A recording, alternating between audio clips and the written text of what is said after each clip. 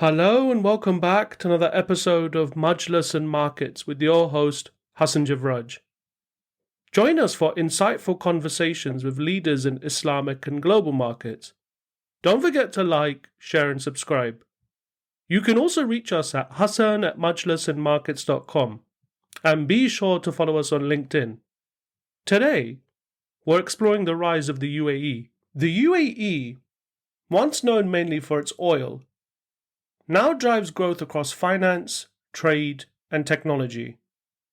Dubai stands out as a global hub for finance and tourism, whilst Abu Dhabi channels its wealth into high-tech industries and global investments. Meanwhile, other emirates like Sharjah and Ras Al Khaimah are developing their own unique sectors. To learn more about these trends, we spoke with Justin Alexander, founder of Khalij Economics. With years of experience across the Gulf, Justin offers insights into the UAE's growing influence on regional and global markets. Justin Alexander, welcome to Majlis and Markets. Great to have you here. Great to be here, Hassan. I'm a big fan of the podcast and lots of your guests, so it's great to be able to finally talk to you. Justin, you've been like a really great supporter and advocate of Majlis and Markets, and we're really grateful to you and grateful for you being on the podcast today as a guest. Justin, you've got like a really interesting background. I think we both reached out to each other back in, 2019 or maybe 2018. So it's been a while, but we met in the flesh, I think, in 2023 when you were last in London, or on that particular trip, rather. And really interesting background. And I think your experience covering Gulf economies and Middle Eastern economies is really fascinating and what you've done so far. But before we get into all of that, Justin, could you give our listeners like your background story? Yeah, I'll try to give you the short story. In terms of kind of the focus of our podcast, I've been focused as an economist and analyst on the GCC for about 15 years now. But the way I got involved in the kind of the broader Middle East is a bit more of a sort of convoluted story, which started when I was a student back in the 90s. And I got involved I connected with kind of Muslim and Arab friends at university, and I actually tried to shift degrees from physics to Arabic in my second year, but was not able to do so. So I completed a physics degree, and then I went and worked in the city for a few years as an equity analyst in London. But we still stayed engaged with the region. And actually, I spent 6 months between graduation and starting work, living in Jordan. Actually went to Iraq in that time. One of the issues I was involved in as a student was campaigning against sanctions on Iraq in the 90s, and the human suffering that they caused. So that was kind of my connection to the region. But I sort of settled down to work as a analyst in London, and thought I would be doing that long term.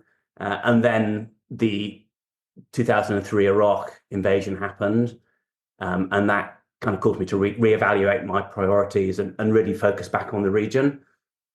So I started various initiatives, one of which kind of connects in more to what I do these days, is I work with the group of Iraqi economists and lawyers and civil society activists to challenge the legitimacy of the debts that have been accrued by the Saddam Hussein regime, and sort of advocated at the IMF and with creditors to cancel those debts. So I was doing that in sort of 2003 to 5, and that took me out to Iraq several times, actually all over the world. That was a kind of a really engaging period, and I learned a lot about the region. And I was doing that on the side, but through that, I kind of realized I actually wanted to spend kind of full-time commitment to the region. So I moved out to Iraq with an NGO in 2005, working on kind of peace and conflict resolution, accompanying the Iraqis who were whose family members had been imprisoned, or who had suffered in other ways as a result of the British and American occupation. working with Iraqi peacemakers for reconciliation efforts. Did that for a while. Unfortunately, it was too dangerous in Iraq, and I had to leave to not endanger my Iraqi partners. And there's a long story there by which through which I met my wife. We both spent a few months in Palestine. She's American, which is why I'm now in the US. I went back to Iraq, worked for the United Nations in 2005 and 6. But when we got married, it wasn't possible to continue there. So moved back to London. And there, after a period of time as a freelancer, I started working with the Economist Group, the EIU, the Economist Intelligence Unit, which is what I started as a kind of an Iraq political analyst. But while I was there, I learned more about economic issues, and that's really when I started focusing on the Gulf. Particularly, this was in sort of 2008, 2009. And then I got hired out in 2010 to work in Qatar. I spent 7 years there setting up a economics team at the Qatar National Bank, and then working in the Ministry of Finance for 4 years, which was kind of a really engaging experience, and I learned a lot.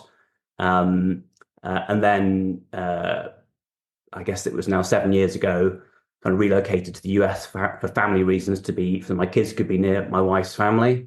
And I've been running a consultancy, Khalid Economics, focused on the Gulf since then. So sorry, that's quite a long story, but that's how I got to where I am now. No, absolutely. That sounds like a really illustrious career you've had so far. You've been with the United Nations and you've with all these different NGOs, and then working at places like EIU, and then Qatar National Bank. I think we both have a mutual friend, Ziad Dawood. I think you were involved in his hiring, right, when he was at QMB. Yeah, Ziad's a great guy. He's actually now he's spending a semester in Harvard, teaching there, and I'm hoping to get out to Boston and see him in the next few months. Amazing. No, he's a very good guy. But Justin, before we get into the UAE, which we're talking about today, tell us a little bit more about Khalid Economics. Yes, yeah. So it's a consultancy. So I advise kind of governments and investors on the Gulf states. The main focus of it really in the last few years has been after the Gulf states were added into the JP Morgan Emerging Market Bond Index and various equity indices in around sort of 2019. There was kind of growing investor interest in the region, and also a recognition that there wasn't that much independent research available. And so I ended up launching a research service with a group called Global Source Partners, which is a network of analysts across emerging markets. Lots of really amazing people, including several former finance ministers and central bank governors, and real country experts. And so I set up a Gulf service for them, and it really gives me kind of freedom to really write whatever I want to do about the region, analyze whatever's significant at the moment, give really unvarnished views, talk with clients, find out what they're thinking about. This includes, fund managers, but also government entities, multinationals. So it's been a great opportunity both to kind of learn more about the region. I have freedom to do research on whatever I think is relevant and interesting. And I try to help clients understand what the economic and political trends are in the region, as well as the differences between the Gulf states. People, we're going to talk about the UAE today. A lot of people who don't know the region very well assume that the 6 Gulf states, and indeed the 7 UAE Emirates, are all quite similar. In fact, they have very significant differences in their cultures, politics, economic structure, histories. So I tried to kind of bring out some of those differences to help people understand what's kind of unique to each of the states, and hence, how they're responding to changes in the global economy. And also I look at the role that the Gulf states play in the wider region, which is, really very significant, as For example, providing financial support to countries like Egypt, being significant sovereign investors in many countries outside the region. Obviously, they're important in terms of their roles in conflicts and diplomacy. So yeah, I try to look at all those angles and try to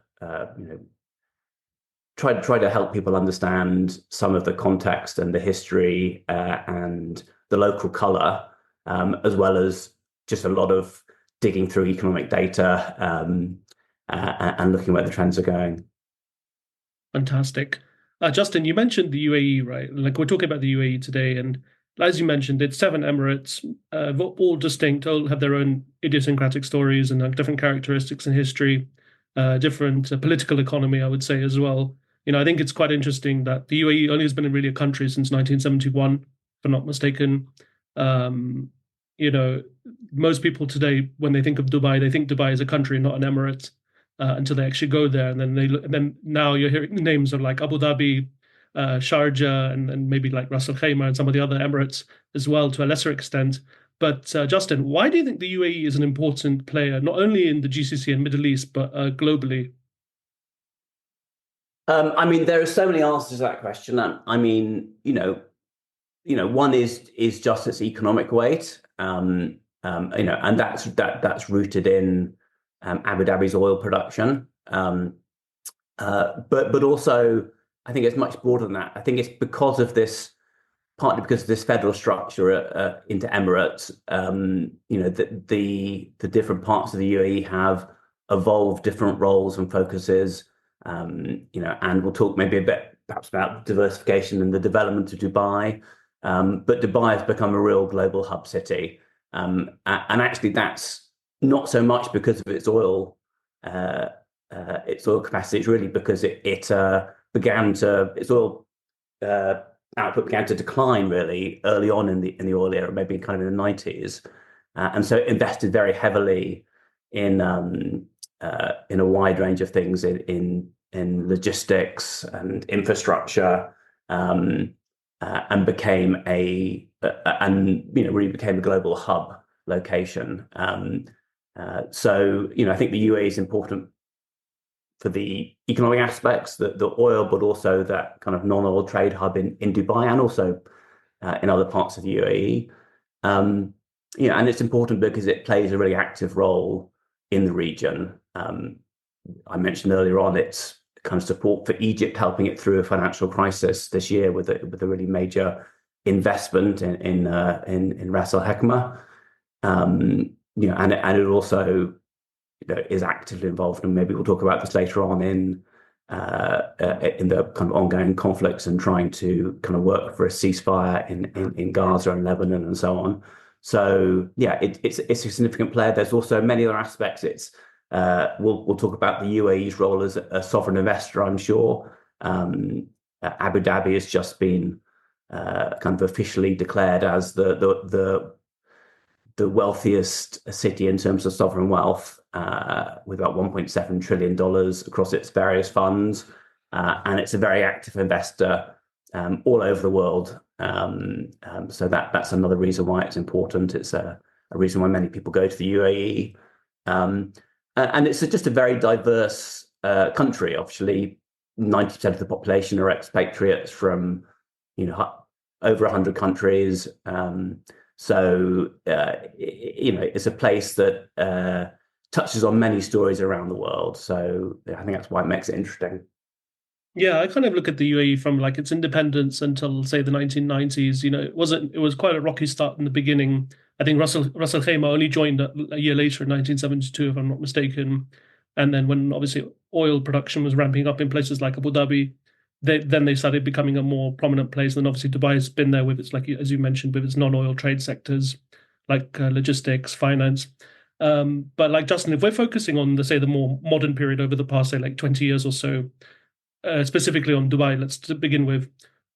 What are your thoughts on Dubai's economy from, say, like 2000 until today? And then how would you characterize the economy today? The economy today is booming.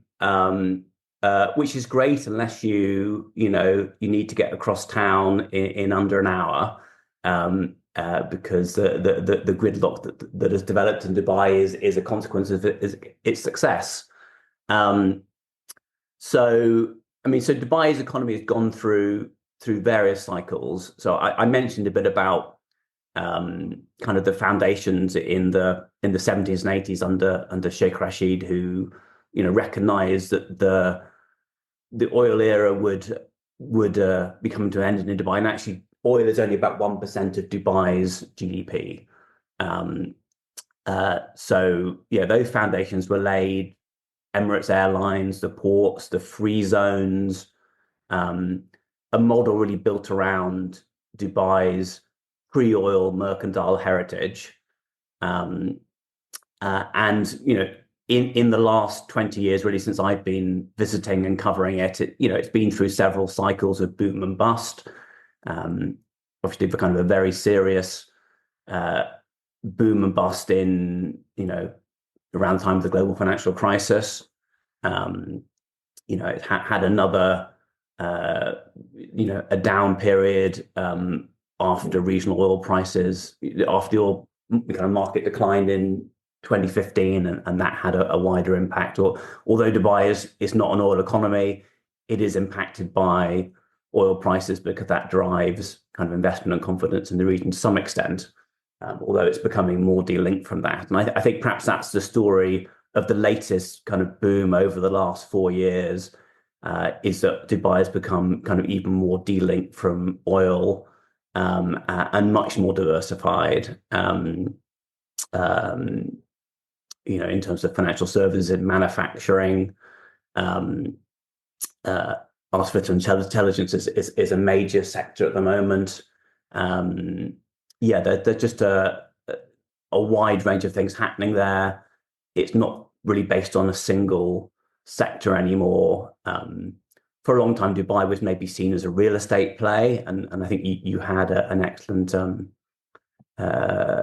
analyst from Knight Frank on podcast talking about real estate in Dubai, and there's a lot going on there. It's still very important, but it's much broader than that. And I think I'm very bullish about Dubai's trajectory in the future, because it has become such a diversified story, not based on any one particular sector. Yeah, what's interesting is when I started visiting Dubai in the early 2000s up until today, I regularly visit there. It's just an amazing city, like it's definitely up there with the global cities, and like they've managed to attract talent, and they've made Dubai a very like livable city. And as you said, although the traffic is pretty bad nowadays, they have the metro system, they have like a good infrastructure there. And it seems like whenever I go to Dubai, I always feel a lot more optimistic there. People are a lot more optimistic about opportunities, and people are willing to try experiment there with businesses. And as you've mentioned, there's like different financial services with the IFC. I think the one thing that comes to my mind, which really put Dubai on the map, was the Jebel Ali port. And then there have been like other kind of the free zones as well, which also put Dubai on the map. So Dubai seems like a place where commerce and merchants like seem to come together, and it's a city of opportunity, or emirate rather of opportunity. Yeah, I mean that's certainly the image, and I think it's an accurate one. And you can certainly feel it when you're there, and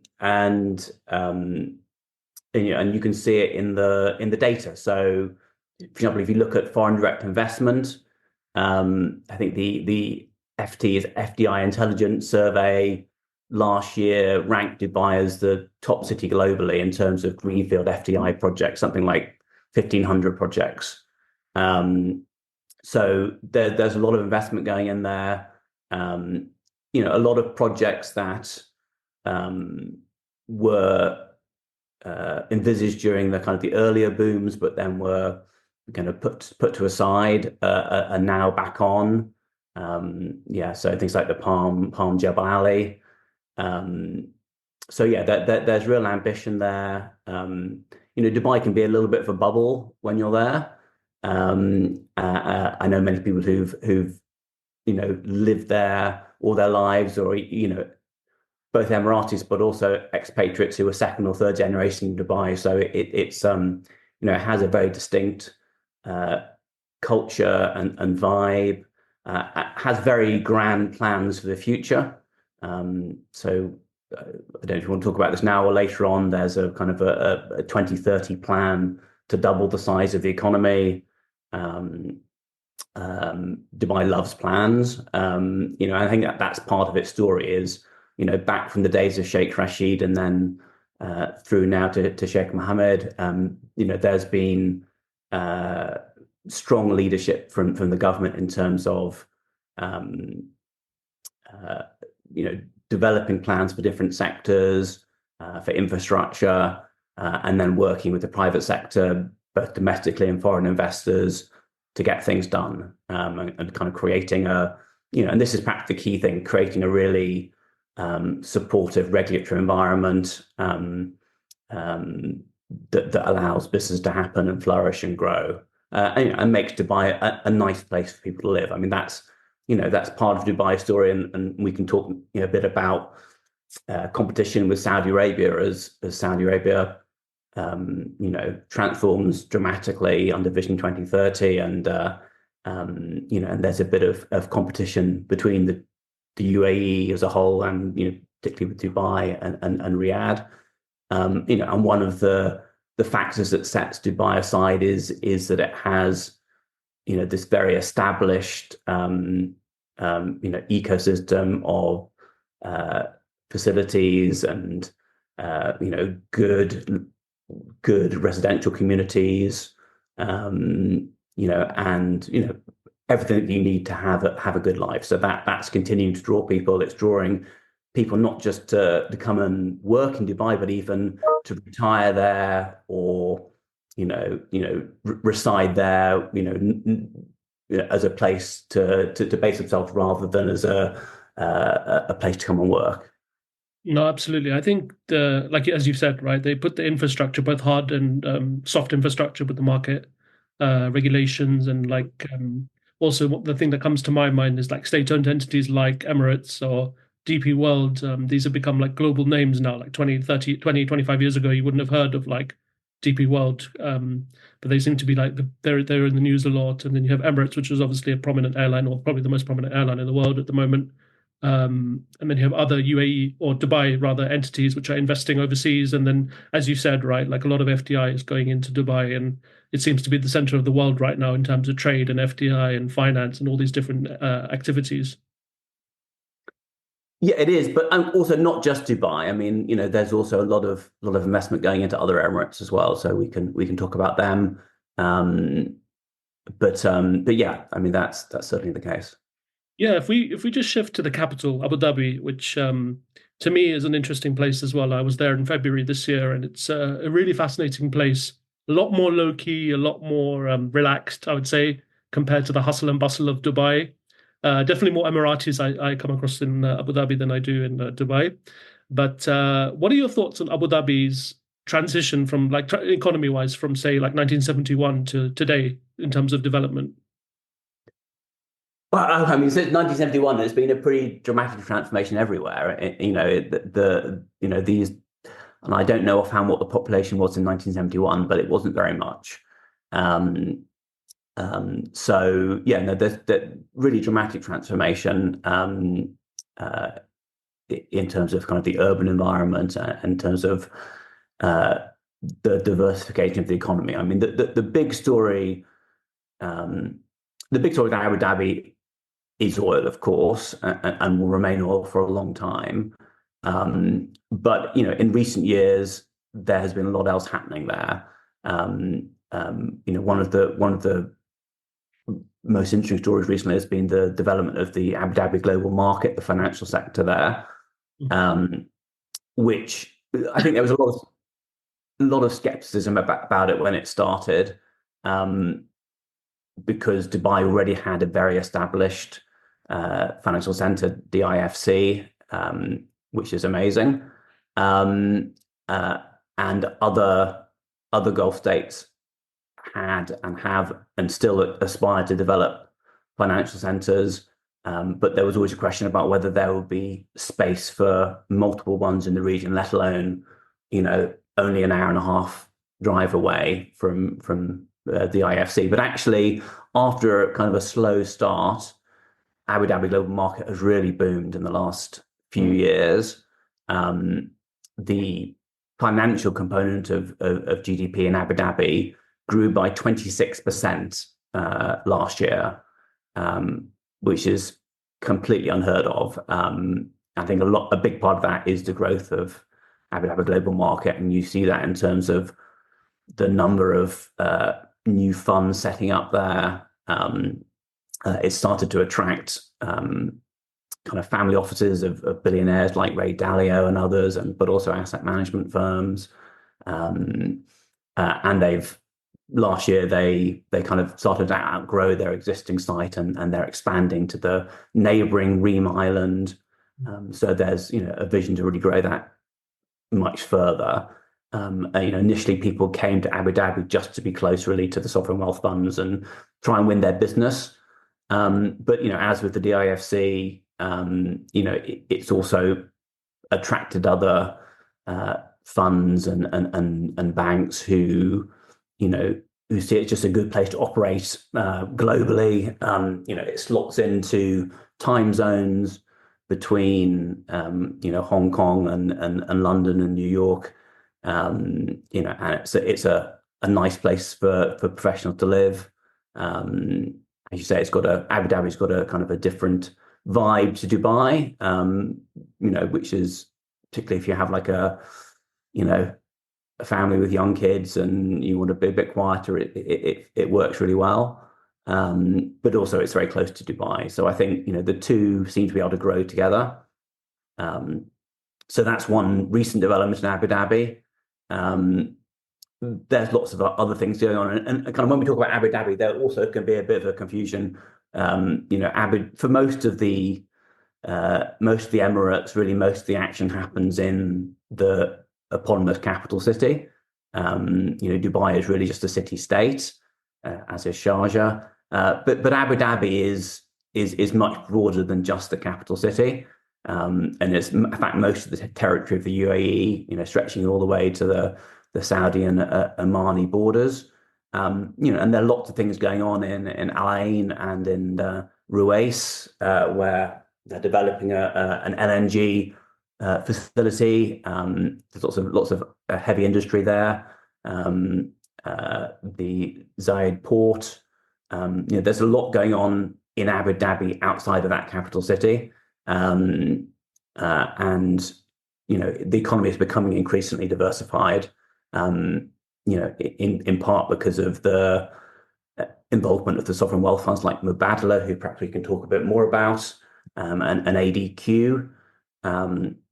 So yeah, there's lots happening in Abu Dhabi, and not just in the city itself. Yeah, I was just about to say, like, I visited ADGM in 2019, and like I said, in February this year, and it's exactly as you said, like the number of funds and the number of people that are like now based in ADGM and in Abu Dhabi by extension is just incredible. I think like I remember when I was meeting a hedge fund manager there, he was saying one of the reasons why he moved is because it's a lot more family orientated than to say compared to Dubai, where it's a lot more hustle and bustle, and it's more for like as you said, like a city kind of city lifestyle, whereas Abu Dhabi is a little bit more relaxed. It's a lot more family focused, and yeah, like you said, also said like they also want to be closer to the capital. Maybe we can talk a little bit about some of the sovereign wealth funds in Abu Dhabi, because I guess that's where a lot of the activity is. Diego Lopez, who we had on the podcast earlier this year, his institution, Global Sovereign Wealth Fund, put out a report on sovereign wealth, and Abu Dhabi was called the capital, I think, of all sovereign wealth. How important, and I think you've mentioned this as well just now, but how important are sovereign wealth funds to Abu Dhabi's economic activities? So, I mean, they're really important, and I recommend that report you mentioned. So Diego, actually, there's a free report. It's like a 34-page report which breaks down all the different sovereign wealth entities in Abu Dhabi. It's a real alphabet soup of entities which all have AD in their name. and he really brings some clarity to what they are and what their roles are and how they fit together.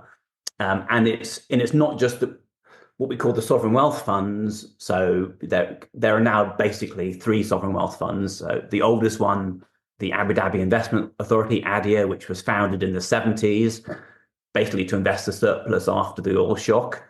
And that's the most traditional sovereign wealth fund. It mainly invests its funds kind of through portfolio investment internationally. And then there are two more recent funds. So Mubadala, that was founded, I think, in about 2002, with a kind of a mandate to support diversification within Abu Dhabi. And so, for example, it's been very active in helping to build up the aerospace manufacturing sector, which you wouldn't expect to find, but is there, healthcare, and more recently is getting involved in areas like AI, and actually, absorb several other smaller funds in Abu Dhabi, the IPIC, the Abu Dhabi Investment Council. So that's Mubadala. And then ADQ is the most recent one, which was formed a few years ago, basically merging together a lot of domestic infrastructure assets.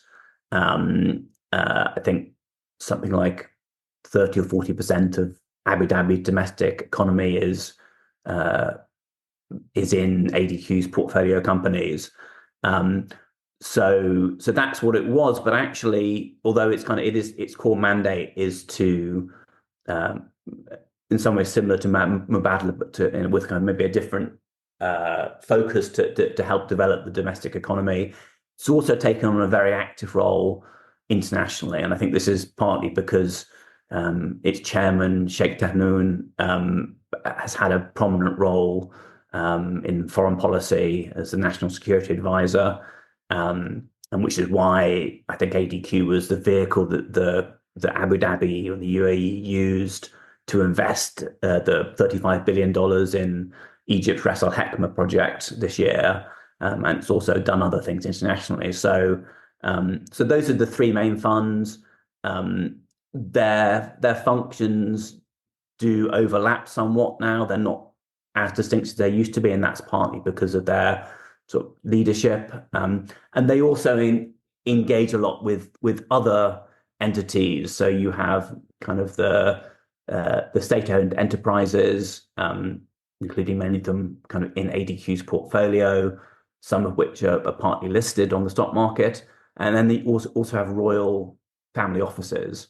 The main one there is what's called Royal Group, also falls under Sheikh Tahnoon, and its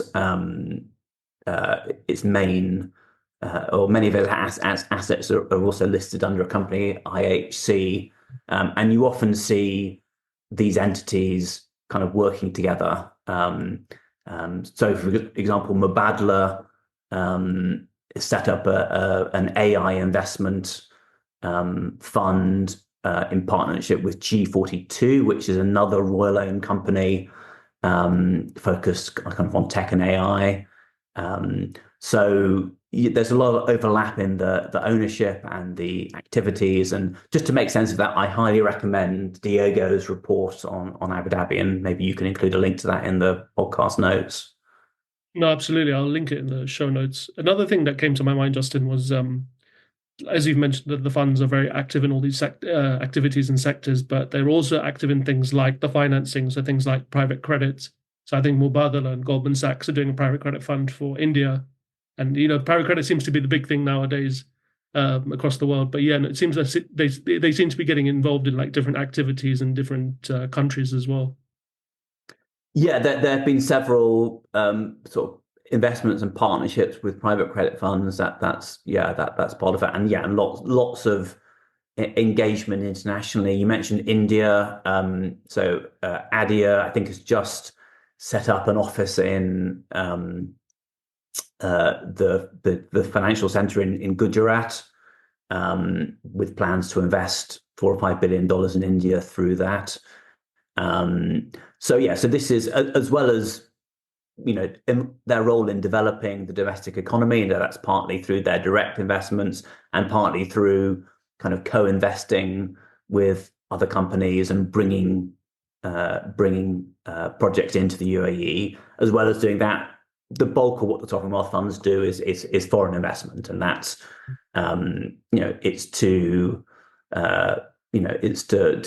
grow their assets, as they have very successfully. $1.7 trillion across those three major funds.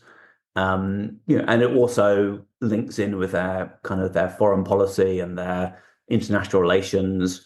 And everyone from India to the UK are knocking on the doors of the sovereign wealth funds in Abu Dhabi, asking for investments.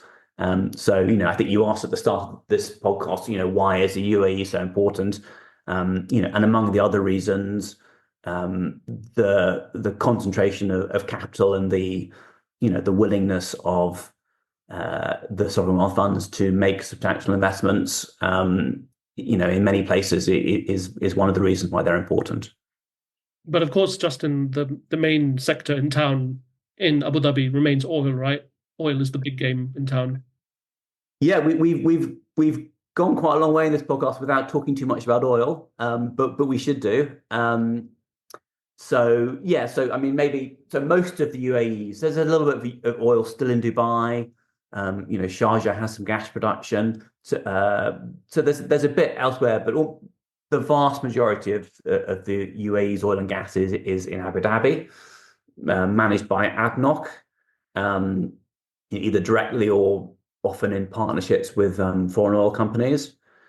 And it currently produces just under 3 million barrels a day. So that's about 3% of global oil production.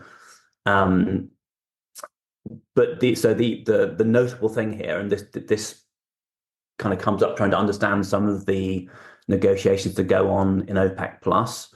The important thing to understand is that actually Abu Dhabi and the UAE's capacity is much higher than that.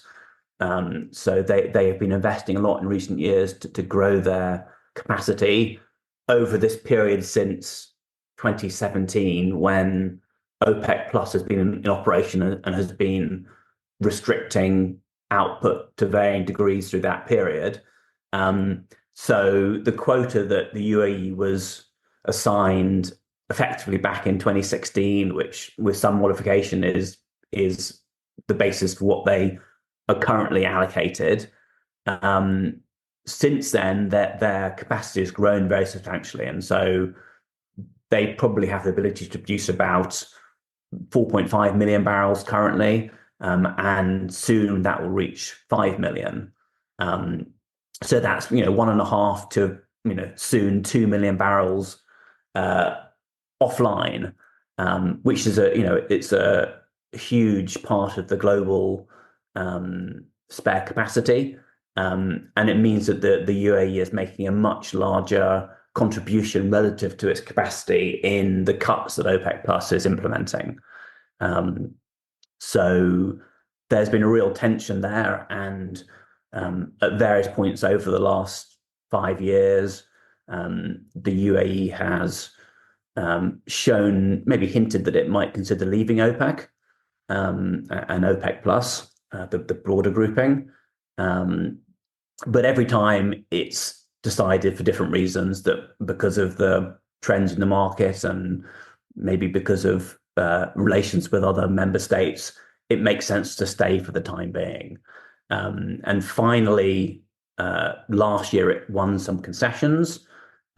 So this year, while other states implemented additional cuts this year, or at least the 7 of the larger producers in OPEC plus implemented additional cuts, the UAE actually has been able to produce a bit more, and it will get a higher allocation again next year. And assuming the current plan of phasing out cuts, which has been delayed already, but assuming it isn't further delayed and it happens as planned, by the end of next year, they'll be producing about 500,000 barrels a day more than they are now, and more than they were last year, whereas other states will be back to their 23 level.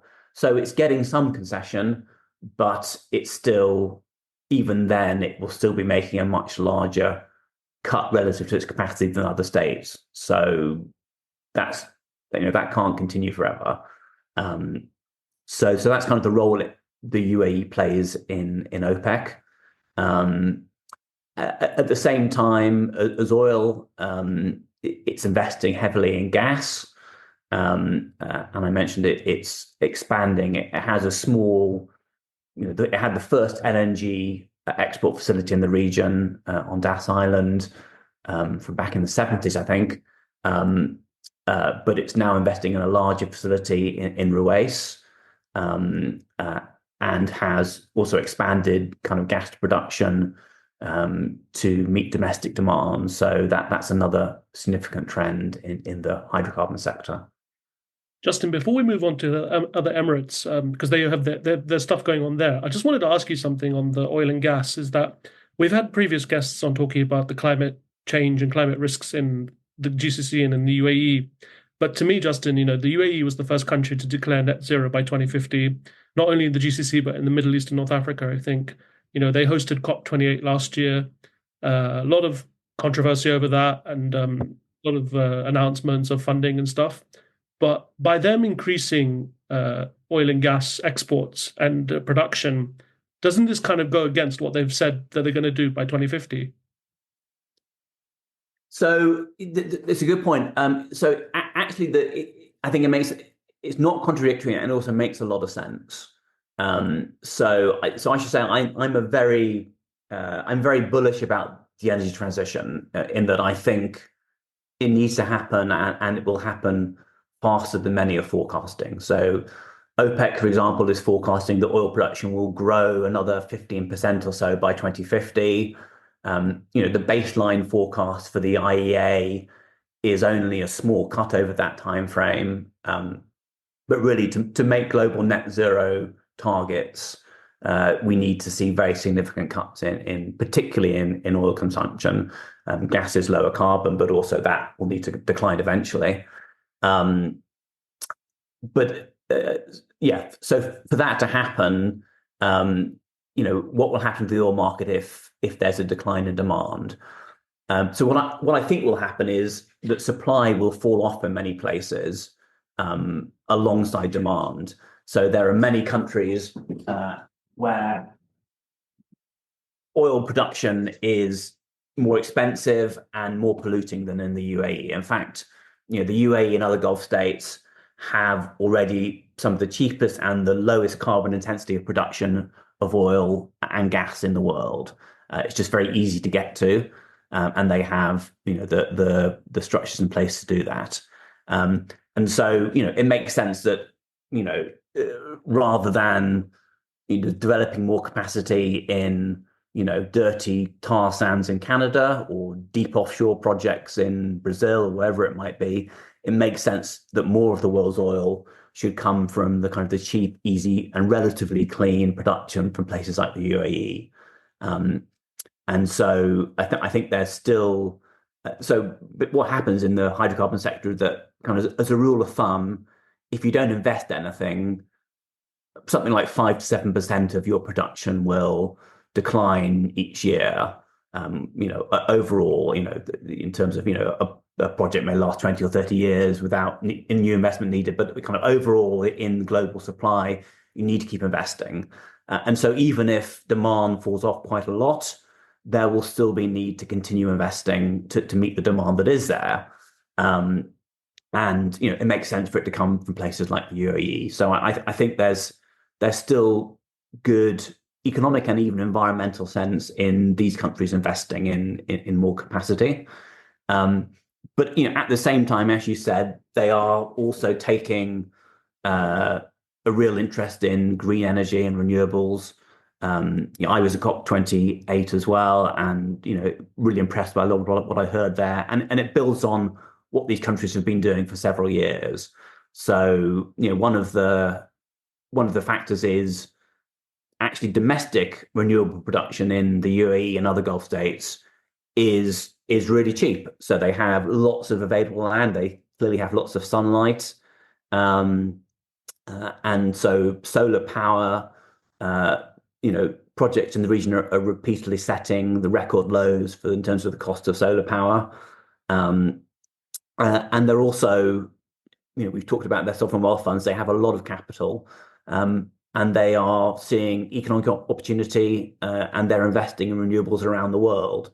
So, some of the targets, for example, Masdar, which is kind of the main vehicle in Abu Dhabi for renewable investment, they're aiming to build up a portfolio of 100 gigawatts. And they've recently been investing all over the world, in Spain and the UK and Egypt and all over. And that the UAE has a partnership with the US. Not entirely clear how that operates, but basically there's a commitment to work together to invest about $100 billion in renewables. So they're really committed. They see economic opportunity. They recognize, certainly when I started covering the Gulf, there was some denial about the energy transition. There was climate change denialism, certainly. There was an assumption that business as usual could continue until oil reserve ran out. The UAE was the first in the region to recognize that wasn't the case, that the climate threat was real, and it's a real threat to the Gulf as well. I mean, you see that in the extreme temperature peaks. You will see that over time in sea level rise in the Gulf and other things, extreme weather events. There was a recognition that it was real and that the world was changing, and then they needed to adapt. And other Gulf states have got that message, but I think the UAE led the way. No, absolutely, they are leading the way, and I think like with the events, like for example, the floods in Dubai in February really amplified how important climate risk is to the UAE and its economic future. Yeah, that was the last time I was in Dubai. It's in April with the floods, and yeah, it was that was definitely a wake up call for everyone. And it's not going to be the first event like that. That not going to be the last one. That there will be more serious floods and heat waves, and other things to watch out for. So the Gulf states certainly need to invest in how to prepare and mitigate those. But yeah, they also recognise the opportunity that renewables pose, and not just we talk about so it's not just renewables, that they're also looking at investing in hydrogen as well as a kind of a clean energy transition medium. So yeah, there's lots going on. Justin, I just wanted to focus a bit more on some of the other Emirates. I wrote an article last year for a publication about, I called the article "The Five Other Emirates" or "The Other Emirates." And there are indeed other Emirates in the UAE which are doing things. I think the one that comes to my mind at the moment is Ras Al Khaimah, where I think it's going to be the first ever Emirate to have a casino. Do you have any high level thoughts on Ras Al Khaimah's economic development so far? Yeah, so Ras Al Khaimah is a really interesting emirate. Beautiful place, kind of with the mountains and the sea. It's an ideal. It's a place where a lot of Emiratis and residents will go for vacations or day trips. And there's already a lot going on there, but there's a lot more potential for tourism. But there are other sectors as well. Raqqa's got quite a strong pharmaceutical sector. Some other kind of manufacturing, building materials. There's a lot going on there. And as you say, but the big story now is Wynn Resorts, which actually just this last week formally got the first gaming, which kind of means gambling license, in the UAE and indeed in the region. And they've already started building this resort, and there was clearly a high level indication that they would get a gambling license. This is clearly it's a bold move to take.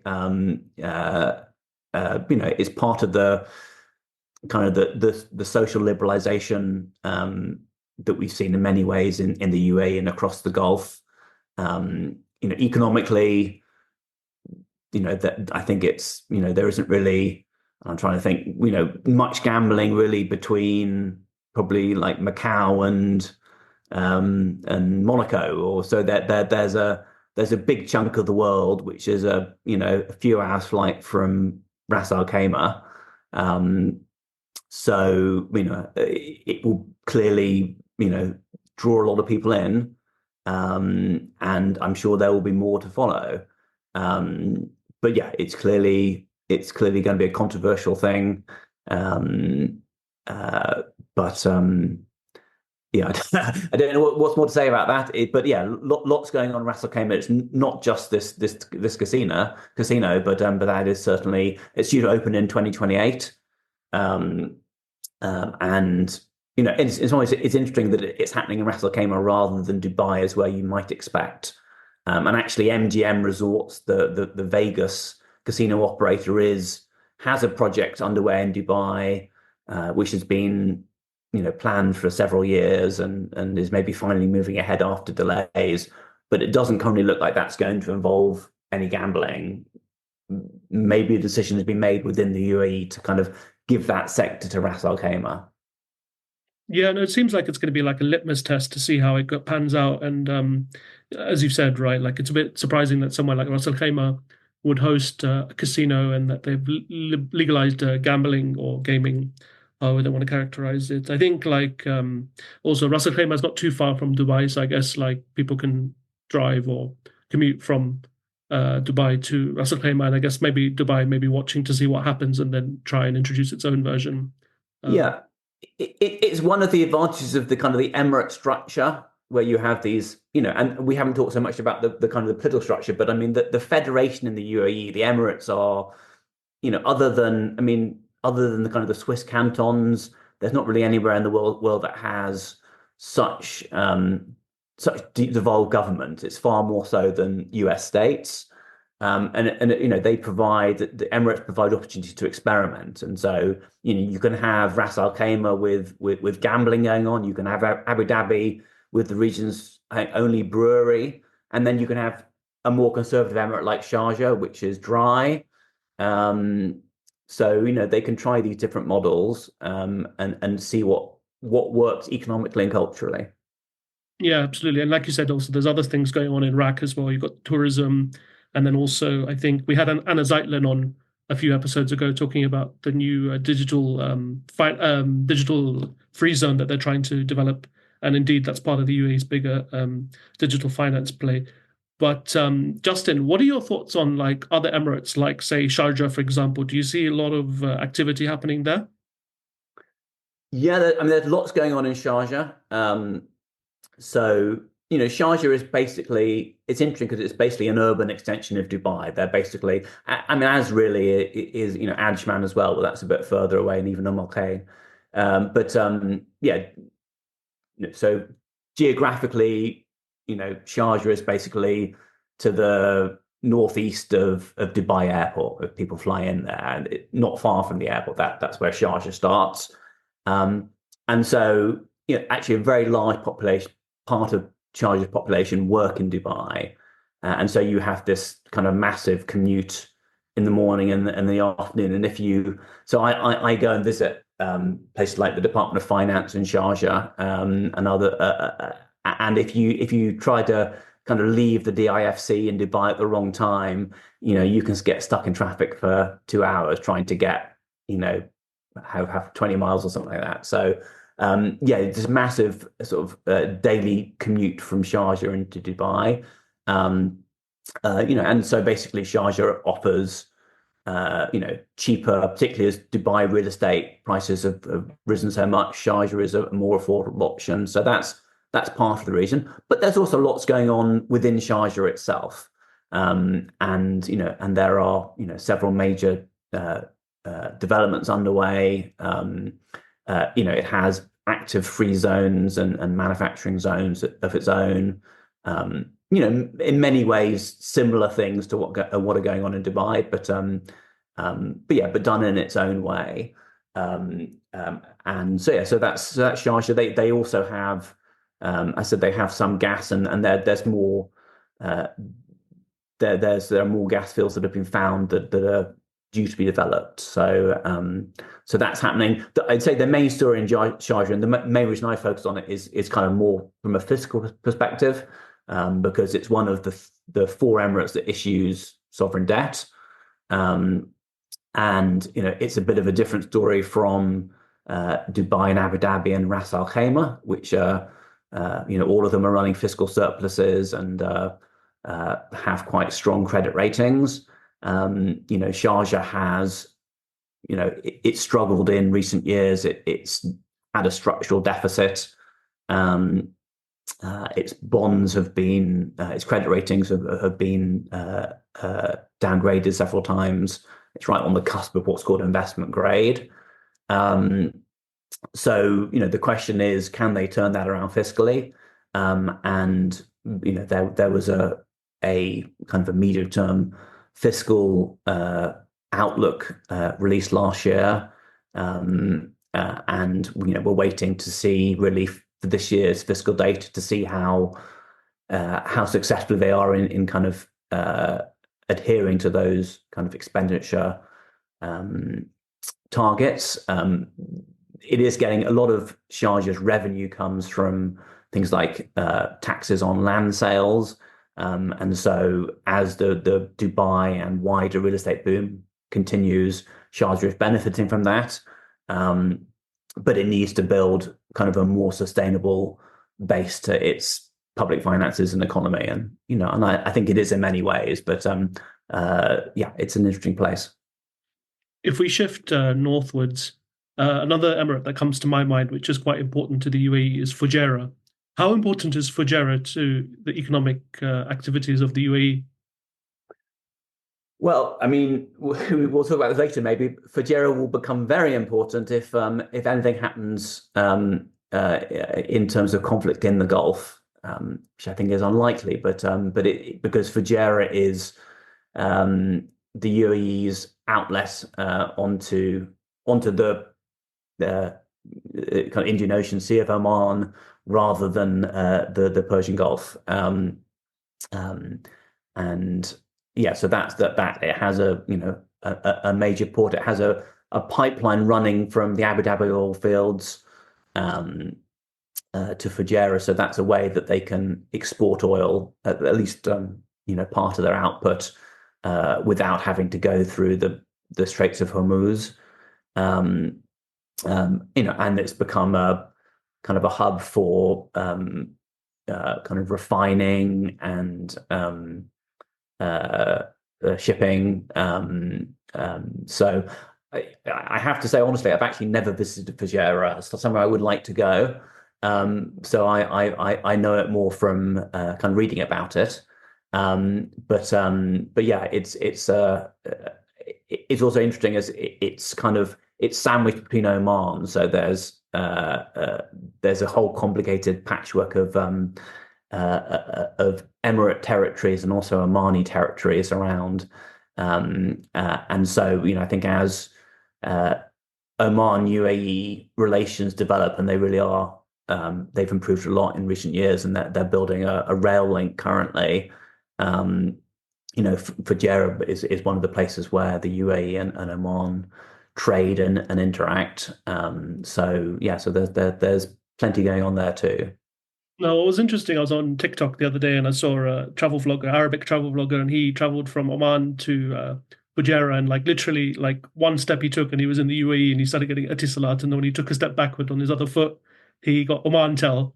So definitely, yeah, there's that whole territory and border thing. But Justin, and it's not just a clear border. There are kind of enclaves within enclaves. yes, The complicated. There's a whole history about how the regions emerged and how different villages and tribes were linked to the rulers of different emirates and countries. So yeah, a really interesting place. And I hear also kind of beautiful there with the mountains as well, like Ras Al Khaimah.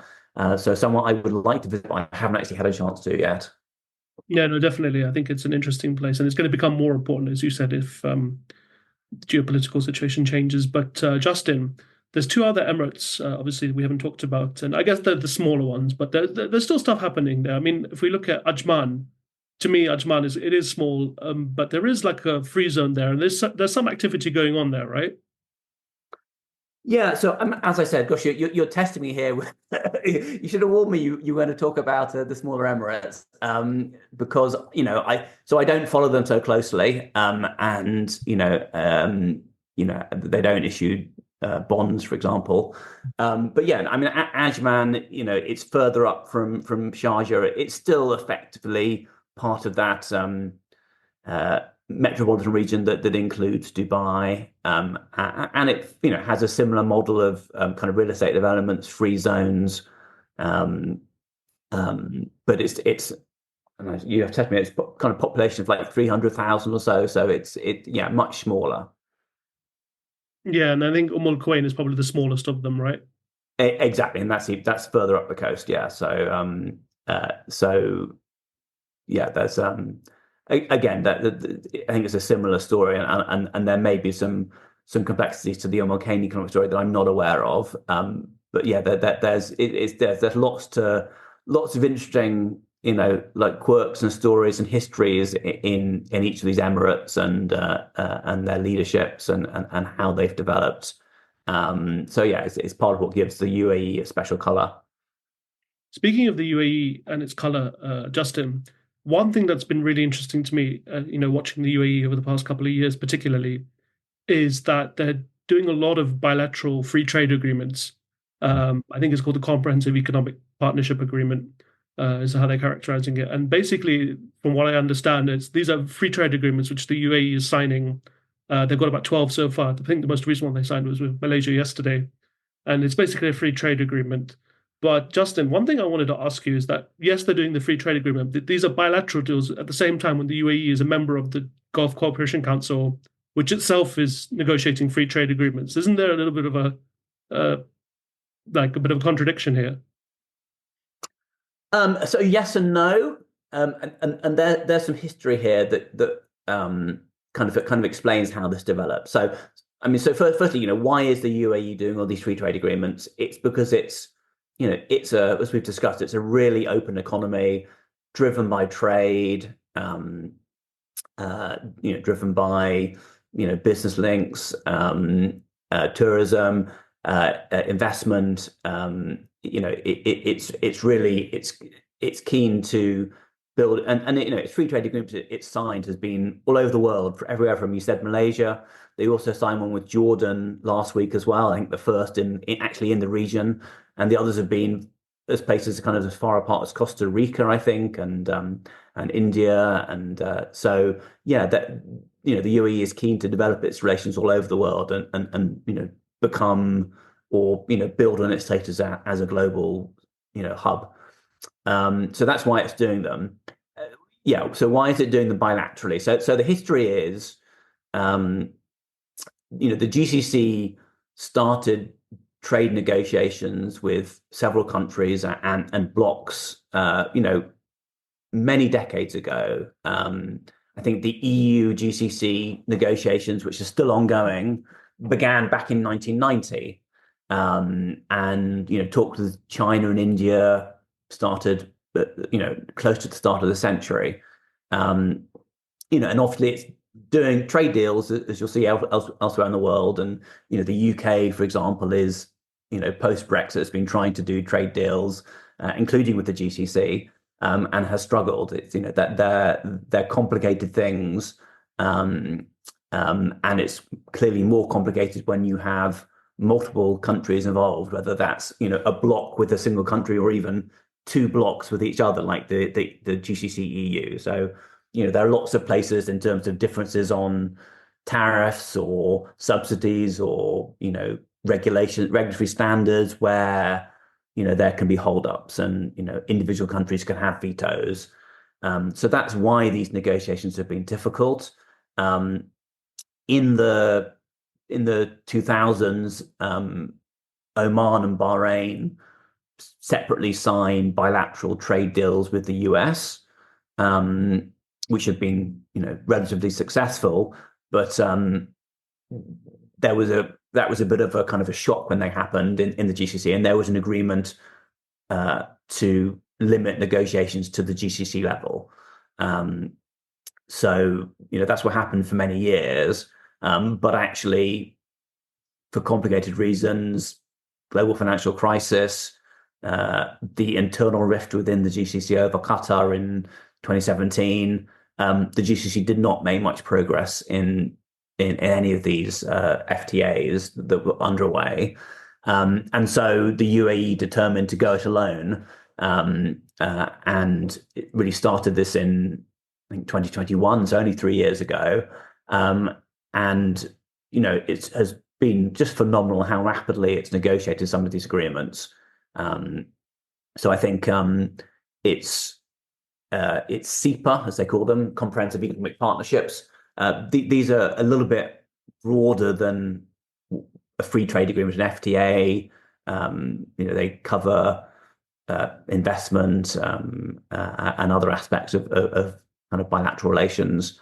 But their agreement with New Zealand, for example, was negotiated in just 4 months, which I think was a record for both countries. And very few of them have taken more than a year. So in a global context where trade agreements can take years or decades to negotiate, this is really, really impressive. So, really great work by the Ministry of Economy and the UAE diplomats to get these things going. At the same time, and possibly inspired by the UAE, but also because the GCC itself has been functioning much better in the last couple of years. I'd say the GCC is the most integrated, and relations within it are the warmest that they've been, since I've been covering the region for 20 years. And so because the GCC is functioning better, it has started to make progress on FTAs itself, and it's signed some. So, for example, with Pakistan and others, and it's making progress in a number of FTA negotiations. And in fact, is negotiating with some of the same countries that the UAE has been negotiating bilateral agreements with. So it seems that the UAE's bilateral deals are not undermining the GCC negotiations, and in fact, perhaps provide some, precedent and framework that the GCC can use itself. So there is politics involved. And so, for example, the question for the UK is very keen to do a deal with the GCC, and seems to be making progress.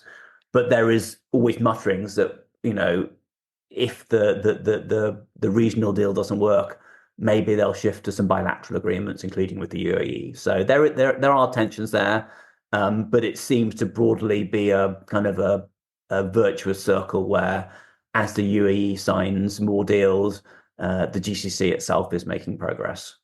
Yeah, there was one thing that came to my mind was when I talked to Christian Orikson a few episodes back. We talked about the GCC, and we talked about economic integration and economic cooperation. And there were efforts, I think, in 2003 to make all the economies converge, and that they were going to do the Gulf Monetary Union, which was a common currency. Tried to do in 2009, I think, in 10, which was probably not great timing, and then the whole regional uprisings happened. But I think one of the key sticking points, among others, was that the UAE and Saudi Arabia couldn't agree on where the central bank would be. I mean, integration is a bit of an elusive thing by the looks of it. Yes, I mean, the common currency is still officially on the agenda as something the GCC wants to do and periodically discuss. That there is a Gulf Monetary Council based in Riyadh, that kind of a precursor to a central bank. And actually, yes, as you said, that was why the UAE pulled out of the common currency negotiations, was when really the central bank should be in one of the smaller countries in the region, so it's more neutral. But yeah, that's why that happened. And there are GCC integration goes back and forth, but as I said, I think it's on lots of levels in terms of trade, in terms of the common market and customs union. There are definitely tensions, and we can talk about them. But actually, things are, much better than they ever have been. They've worked out some of the kinks, and the GCC is. I think as the GCC diversifies more, there's actually more scope for actually integration and internal trade. So yeah, the different countries are working together better, but there are always going to be questions about influence and sovereignty and so on. Justin, what are your thoughts on the UAE's economy going into 2025? So, provided, there's stability, things are looking strong in 25. As I said, a major driver will be OPEC plus policy. So if the UAE is actually allowed to produce an extra, 500,000 barrels a day by the end of next year, that will be, and I think it kind of works out at about the way the OPEC plus quotas are arranged. It kind of they phase out some of the cuts each month, so that on average, I think the UAE could produce about 10% more oil over 2025 as a whole. That will clearly provide a very significant boost to public finances and GDP. And in terms of other developments, the real estate boom in Dubai is continuing. There is talk of some major investments in the AI sector. So, for example, TM, what's it called? The Taiwanese chip maker and Samsung have reportedly been in discussions about possibly building chip fabs in the UAE in association with sovereign wealth funds. That's not confirmed, but there could be some big projects there. The development in the financial sector in Abu Dhabi and in Dubai is going to continue. There'll be more trade deals. So there's lots happening. We'll start to see the kind of the impact fiscally of the corporate income tax, which came into effect really this year. Doesn't seem to have had much of a negative drag on business, but will clearly provide useful revenue, particularly for Emirates like Sharjah, who don't have other sources. Lots is going to happen in 2025. Inshallah, that we have an end to these wars in the region. The flip side of it, if and when we get an end to these wars, the UAE is likely to, play a major role in what comes next. It's indicated willingness to help provide security and stabilization in Gaza, provided that's part of a process that leads to a Palestinian state. There could be very substantial financial costs for work rebuilding Lebanon as well. So the UAE is going to have a lot to do geopolitically, whatever happens. Inshallah, all the wars end and all the suffering ends for the people of Gaza and Lebanon and other places. Justin, tell us more any current projects you're working on, any upcoming projects you're working on. Project. So I'm going to be out in DC in a couple of weeks for the IMF World Bank autumn meetings, and then I'm going to the Gulf. So I tend to go to the Gulf, maybe four or five times a year. I'm based in the US. I don't know if I said that. So I'll be going out to Saudi, UAE, Qatar, maybe Oman in November and December for various conferences, and meeting up with clients and doing research. I have some academic publications coming out. It's the first time I've really done any academic writing, which has been a challenge. I'm used to doing business writing where I write something today and it's online immediately, and the academic writing, there's often a several year lag between when you first start writing something and when it gets published. But I have a chapter coming out in a book on the political economy of sovereign wealth funds, that's being edited by Robert Moglianichi at the Arab Gulf States Institute, Washington. And that's looking at, and we've touched on this a bit, but looking at the role of sovereign wealth funds, including those in the UAE, in navigating the energy transition. So how they're, diversifying economies, investing in clean energy, many other things. And also I have a journal article coming out on migration, looking at the way that Gulf states view expatriates in relation to their economic visions. What kind of positive roles can expatriates play in developing economies versus, to what extent are they seen as a threat to national jobs? So those are two publications coming out. And I'm also doing various pro bono projects on kind of related to, encouraging regional economic cooperation and peacemaking. And I'm always keen to engage with anyone working on those areas. Great. And Justin, how can people read your research or read your thoughts? So I have a weekly newsletter on the Gulf that comes out on LinkedIn, just called the Gulf Weekly. So if anyone searches for my name or for that, they should be able to find it. So that's a good thing to follow. And also LinkedIn is a great way to reach out to me. I'm always kind of keen to chat to people. So yeah, that'll be a pleasure. Great. I'll link it in the show notes. But Justin Alexander, this has been a fantastic conversation. I wish you the best for the rest of 24 and 25 as well. Thank you very much, Hassan.